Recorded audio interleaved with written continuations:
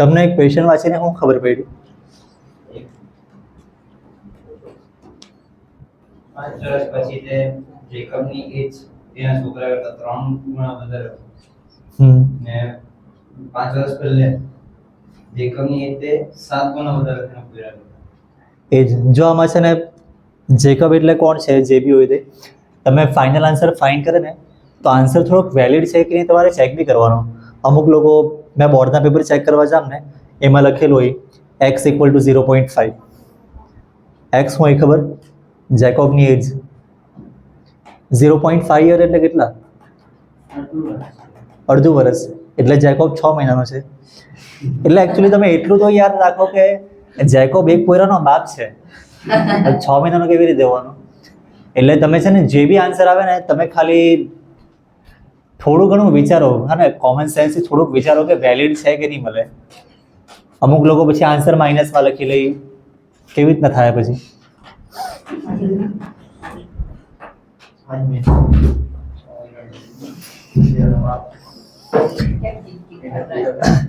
હવે આપણે કેવી રીતે એઝ્યુમ કેવી રીતના કરીએ? આમાં ફાઇન શું કરવાનું છે? What their present age. Present age એટલે છે ને આપણે તે અહીંયા લખવા પડે. અહીં તમે લખે ને તેમાં બી પ્રેઝન્ટ એજ વર્ડ લખવાનો. Let present age of Jacob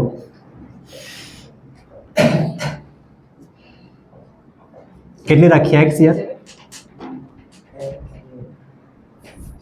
હા ને, એટલે એક્સ નો આન્સર આવે એટલે તમે વિચારજો કે પપ્પાની ઉંમર જેટલું આવ્યું એક્સ નો આન્સર રહેવો જોઈએ. અને બીજું હું છે સન. સનનું નામ લખેલું છે એના દીકરાનું? નહીં લખેલું છે તો લખી દે પ્રેઝન્ટ એજ ઓફ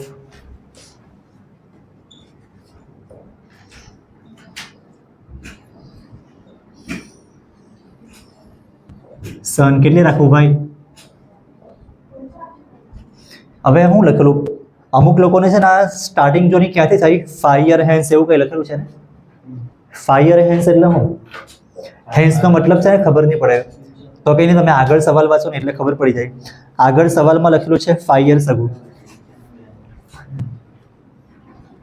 અને 5 યર્સ અગો એટલે તો ખબર પડે ને 5 વર્ષ પહેલા. તો તમને 5 યર હેન્સનો મતલબ ખબર પડી જાય. After 5 years. મેં અહીંયા આફ્ટર જ વર્ડ લખું. આફ્ટર 5 યર્સ પછી એનું એજનું કંઈક લખેલું છે 3 ટાઈમ કેવું કંઈ, પણ 5 વર્ષ પછી મેં અહીંયા લખું એજ ઓફ જેકોબ. કેટલી આવે એજ ઓફ જેકોબ? નહીં 7 ટાઈમ્સ કે 3 ટાઈમ્સ એ તો લખેલું છે, પણ હમણાં છે ને પ્રેઝન્ટ એજ જેકોબની આઈડિયા છે. તો 5 વર્ષ પછી કેટલી આવે? વીર કેટલી આવે? અરે 7 કા 5 વર્ષ પછી. 5 વર્ષ પછી એ કેટલો મોટો થાય? x + 5 વર્ષ. તો હમણાં 12 વર્ષનો હોય તો 5 વર્ષ પછી કેટલું થાય? 12 + 5. 17 બોલવાનો થયો પણ 12 + 5 બોલે તો જરાક અહીંયા લખવાનું ખબર પડે. એટલે આ 12 + 5 છે. અને એજ ઓફ સન બી લખી દે. કેટલી આવું એજ ઓફ સન? સનની અહીંયા ભાઈ હતી ને તો આ y + 5. અને આના પરથી શું લખેલું છે? આ 3 ટાઈમ કે એવું કંઈ લખેલું છે ને. તમે જો 3 ટાઈમ્સ કેવી રીતે લખવાનું? 3 ટાઈમ પછી આ બાજુ સનની એજ લખવું = ફાધરની એજ. જો આ ખાલી રફ વર્ક જેવું છે. તમારે ફાધરની એજ એક સાઈડ લખવાની = 3 ટાઈમ્સ સનની એજ. એટલે આ ખાલી તમારે રફ વર્ક જેવું કરવાનું હોય. ફાધર એટલે આ જેકોબ, એની એજ x + 5 હતી ને, = 3 ટાઈમ્સ સનની એજ કેટલી છે આઈડિયા? હવે આના પરથી તમારે ઇક્વેશન બનાવવાનું. તો 3 નું પહેલા અંદર મલ્ટીપ્લાય કરવા પડે આપણે. આ સેમ જ લખવાનું અને 3 નું અંદર મલ્ટીપ્લાય 3y + 15. હવે શું કરીએ? x ને y વાળી ટર્મ એક સાઈડ, x તો અહીંયા છે જ, = અહીંયા છે. તો આ +3y આ સાઈડ લઈ લેવાનો, -3y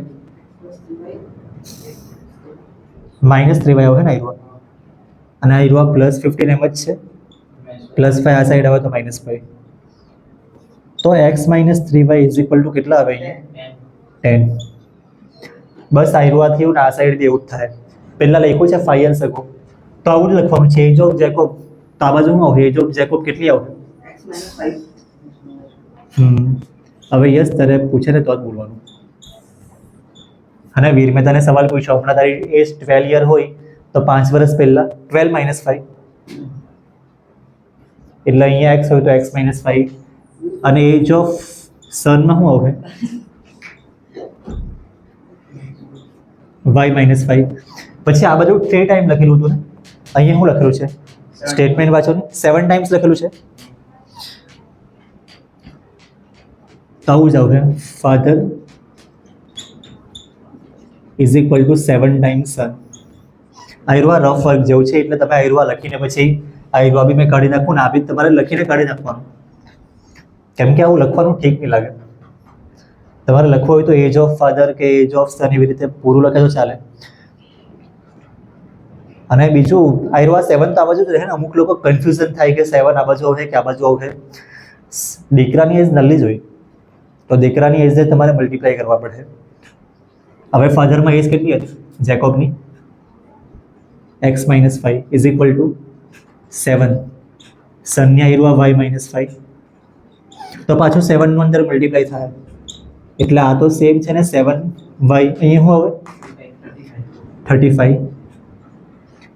હવે આયરવા ઇઝ ઇક્વલ ટુ છે x જગ્યા પર જ પ્લસ 7y છે ને, આ બાજુ આવે તો -7y અને આ -5 છે આ બાજુ લઈએ તો +5. આયરવા સેમ જ. હવે આ બેનું સિમ્પ્લિફાય કરવા પડે. શું આવે આનું? -30. બસ ઇક્વેશન બન્યા છે. હવે શું કરવાનું આપણે? આના પરથી વેલ્યુ બનાવી હતી.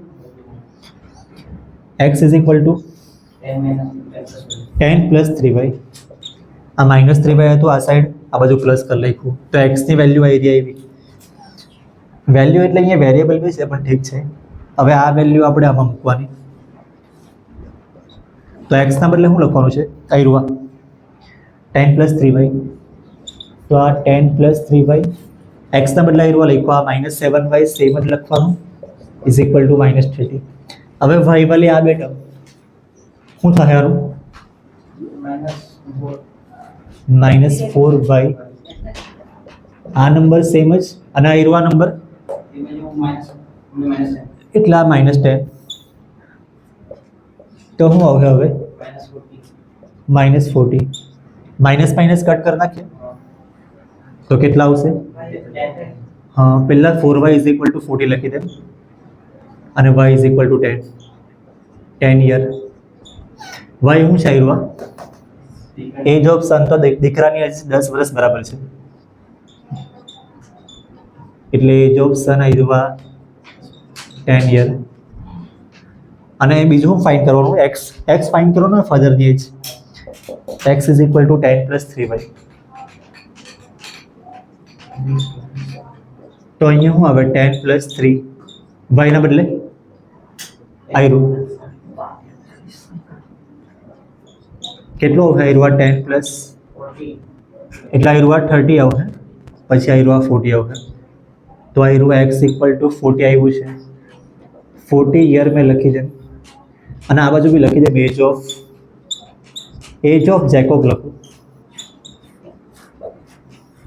કેમ કે જેકોબ ફાધર જ છે ને કે મધર છે?